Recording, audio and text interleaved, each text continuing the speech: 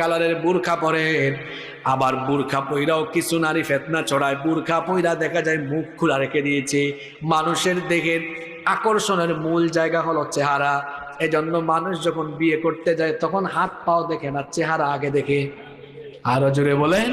কারণ চেহারা দেখেই তো মায়া সৃষ্টি হয়, ভালো লাগা সৃষ্টি হয়।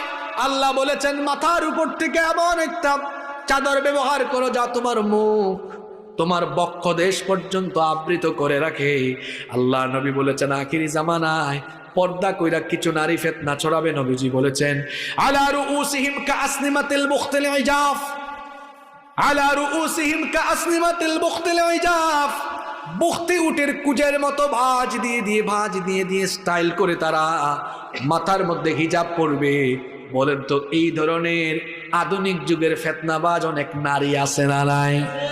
লিপস্টিক লাগিয়ে আশকারা মাস্কারা কত কিছু মুখে লাগায়া এরপরে স্টাইল করে ওই যে নবীজি বলেছেন বুখতি উটের কুজের মতো ভাঁজ দিয়া হিজাব পরে। আমার বোনদেরকে বলবো এরকম করবেন না, কারণ নবীজি বলেছেন ইলানুহুন্না, এইরকম মহিলাদেরকে তোমরা মুসলমানরা লানত দাও, ফা ইন্নাহুন্না মালউনাত, কারণ তারা হলো অভিশপ্ত।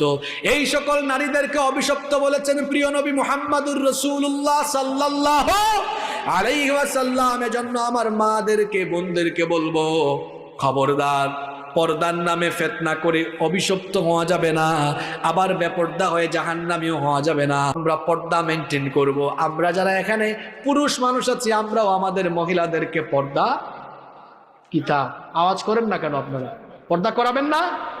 কিছু মানুষ আছে বিয়ে শাদী কইরা নিজের বউকে শাড়িটারি পরে বুরখা টুরখা ছাড়া বের হয়, এরা রুচিহীন পুরুষ, ব্যক্তিত্বহীন পুরুষ। এই যে বিয়ের ফাংশনে মানে ক্লাবে গেল বউ নিয়ে, এরকম শাড়িটারি পড়াইয়া ক্লাবে নিয়ে গেছে কোনো ফাংশনে, আর ওই বিয়ের প্রোগ্রামে আসা অনেক পুরুষরা তাকায় তাকে বলতেছে ইস উফ, এমনকি বলতেছে ভাইয়া এটাকে কয় চিনস না তোর ভাবি, কয় উফ হেভি লাগতেছে।